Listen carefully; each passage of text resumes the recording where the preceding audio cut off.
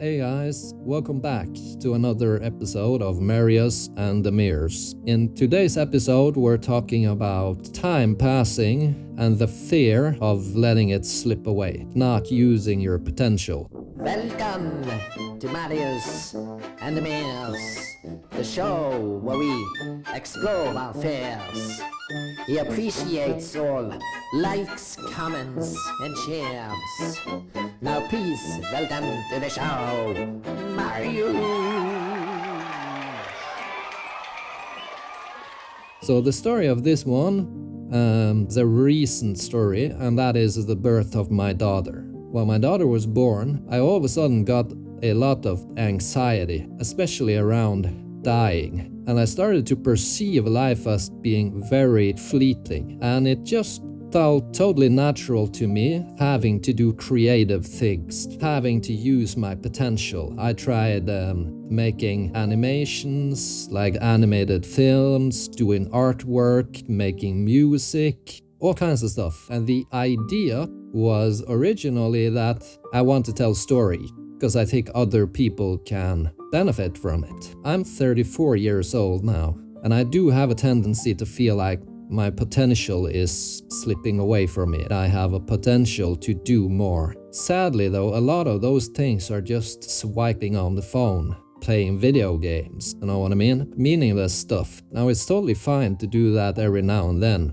but to catch yourself doing it often can be pretty depressing. And I've always been a very creative person. I grew up in a household where that was just normal. So my dad would sit around writing books or playing the piano or whatever. My mother would paint, and we went to this super artsy school. My big brothers always had hobbies. So it was a totally normal thing. And being a kid, I grew up thinking that I had to become a famous musician or a TV star or whatever, like kids do. This time around, in the age of 34, I am very satisfied with my life. I've just come to the conclusion that I have more to give. It's not about having to become famous or anything like that, not at all. But it's also that I know that I can go on a high and create some stuff, but then come crashing down and never do anything again. An example of this would be like when I've started YouTube channels in the past. I've been riding a high, being very inspired by something, approaching it, and not actually thinking about, do I enjoy the process of creating this thing? Rather getting stuck up on what can provide value to other people, but I want to enjoy the process of creating so that I can keep giving value to people. Because of that, I kind of wound up doing podcasting. Never thought of doing it, but it wasn't really all that alien to do it, because I've already been listening to podcasts. Or what we usually do nowadays, many of us, is watching podcasts. Being a 34-year-old man, from my perspective, it seems like these feelings are very normal. Many people still don't know what they're supposed to do with their lives, even when they're grown up. But I guess it has to do with the fact that death is so frightening. It's such an insane thing to think about, and just the fact that I am me, I'm perceiving this world from my perspective. I'm learning things, I'm experiencing things. I feel like I have so much more to give than what I actually give. I think that feeling is important, and I think it's all about the journey. An example, I've been rapping my entire life pretty much since I was 10 years old, and now I've wound up freestyle rapping instead of writing lyrics, because it's not all about me being that good anymore. It's about the process. It's about enjoying the process. That's more important to me than creating a perfect product. The process of doing something is extremely important, because that's what we're doing most of our lives. We're in a process. Every single day is always a process. And that's what's been the problem with my previous hobbies. When I wanted to achieve a specific goal, then it wasn't as much about the process anymore. It was more about some kind of goal. My YouTube channel, which was about gaming, I thought to myself, okay, I can get subscribers if I teach them how to optimize their games, then everyone is gonna love me. Kind of giving away free diapers in front of a kindergarten. Sure, everyone's gonna like you, but you're not gonna enjoy it. But that's the process of getting older. So why don't we hear more about people who achieve something late in life? I think that's all about, we love fascinating stories. Eminem's story is fascinating. He was thrown out of his apartment and whatever, and then Dr. Dre found him. It sounds so fantastical and special. And all of these big famous superstars, they have these, or many of them, have these fantastical stories. And we're in that segment where we're getting our head out of our ass and not just talking about ourselves anymore, but talking about like, what does the world say about this time passing and letting your potential slip away? Let's get our head out of our ass. Or we're talking about people who made it, but late in life. We have many examples of them. Of course, the most famous would be people like Colonel Sanders, who founded KFC. He was 62 years old, I think, when he did that. So he was pretty old. Of course, the author of Harry Potter, J.K. Rowling, not very late in life, but she wrote Harry Potter after facing numerous rejections. I don't know when she actually published those books, but late in life, so to say, after people expect you to have found your way, essentially. Also, many famous people who you might not have thought of. I'm not going to delve into every single one of these, but there are many people who do big things late in life. My grandfather, he started writing books when he was an old guy, and he paid down all of his loans or whatever. I can't remember what my mother told me, but he paid off all of his debt with the sales from those books. So it's not that uncommon that people figure stuff out late. We just tend to get spoon-fed the idea that you have to have a calling in life and you have to follow a path, which was God's path for you. It's very neat and clean, right? While life itself is much more chaotic.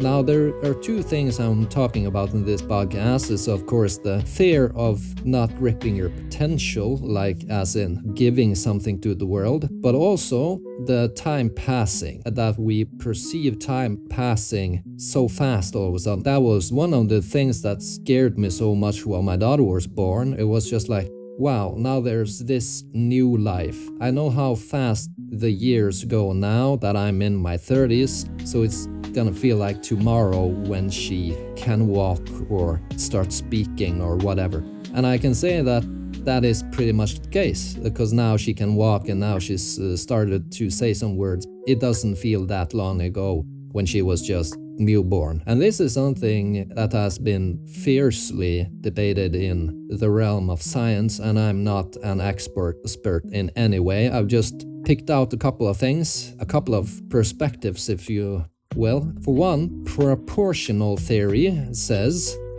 when you're a child, a year is a large portion of your life.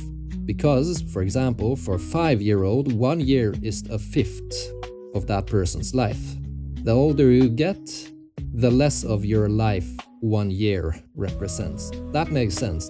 And we have a biological or neurological point of view, which has to do with metabolism. As our metabolic rate slows down when we age, we might feel time is moving faster. Of course, memory processing, this one I remember learning in college as well, why we have young children go to school, why they have to go to school. As we age, our brains become less efficient at storing new memories. And this in turn can make periods of time feel much shorter because we have fewer distinct memories. And that makes sense, because when I think about my childhood and I think about my teens, I think about all of these memories, all of these things happening.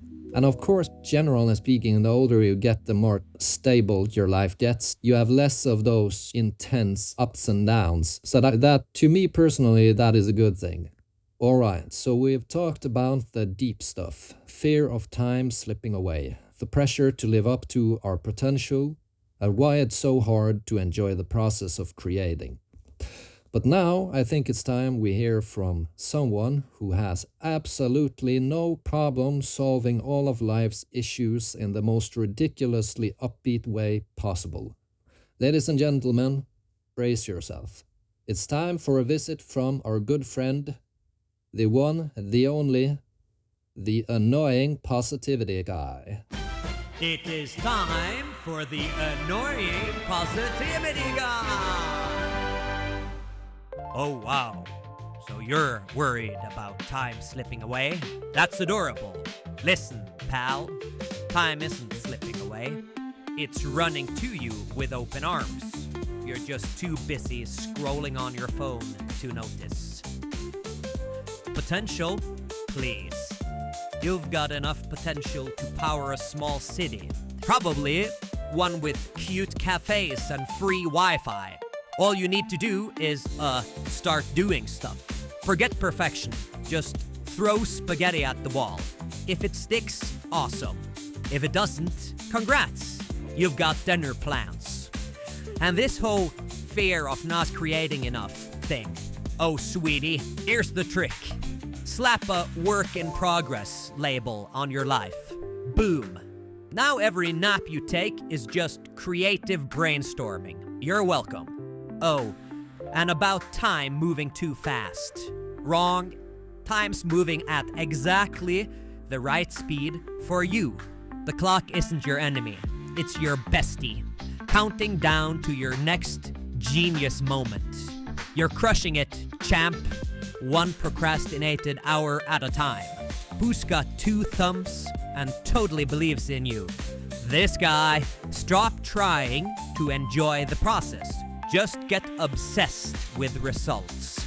No sleep, no breaks, just grind. Until you've got 1 million followers. You're not behind, buddy. Time is an illusion. You're exactly where you're meant to be. Even if that's on your couch binge-watching cat videos for 6 hours. What about a time-saving hack?